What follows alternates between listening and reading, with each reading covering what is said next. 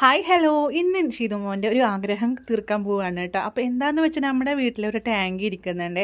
വേനൽക്കാലമായാലും നമ്മൾ വെള്ളം നിറക്കുന്ന ടാങ്കിയാണ് കേട്ടോ.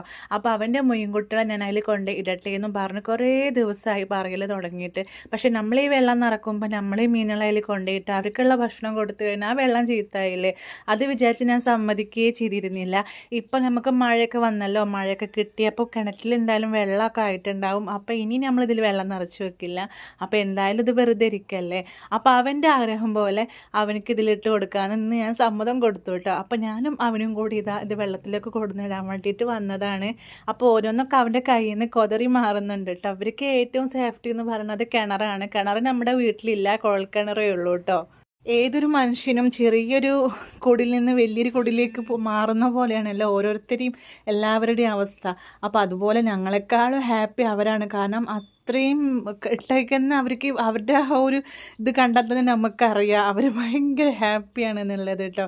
അപ്പോൾ അത് ഓരോരുത്തരായിട്ട് നമ്മൾ അതിലൊക്കെ ഇട്ടുകൊണ്ടേ ഇരിക്കുന്നുണ്ട് കേട്ടോ. ചിലതൊക്കെ അവൻ്റെ കയ്യിൽ നിന്ന് കൊതറി മാറുന്നൊക്കെ ഉണ്ട്. എന്തായാലും അവനെ ഞാൻ സമ്മതിച്ചു. എനിക്ക് ഭയങ്കര പേടിയാട്ടോ. എന്താണെന്നറിയോ, അതിൻ്റെ കൊമ്പുണ്ടല്ലോ, അതുകൊണ്ട് നമ്മുടെ കയ്യിലെങ്ങാനും കുത്തുമോ എന്നുള്ളൊരു പേടിയാണ്. ഇവർക്ക് പിന്നെ അങ്ങനെ ഒരു പേടിയൊന്നുമില്ല. ടോട്ടൽ 10 എണ്ണം ആയിട്ടുണ്ട് കേട്ടോ. അപ്പോൾ നല്ല വലുതിനെ തോന്നും ഇപ്പം നിങ്ങൾ ഇട്ടത് കണ്ടത്. ഇതിൽ കാണുന്നുണ്ടോ, ഓടിച്ചാടി മണ്ടി നടക്കുന്നത് നിങ്ങൾ കാണുന്നുണ്ടോ? കാണുന്നവരുണ്ടെങ്കിൽ ഒന്ന് കമൻറ്റ് ചെയ്യണം കേട്ടോ.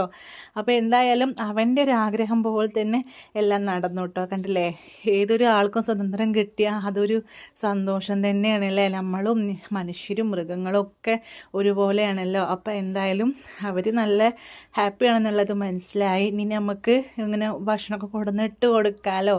അപ്പോൾ എന്തായാലും ഇനി അവനും ഹാപ്പിയാണ്, മക്കളും ഹാപ്പിയാണ്, എല്ലാവരും ഹാപ്പിയാണ്.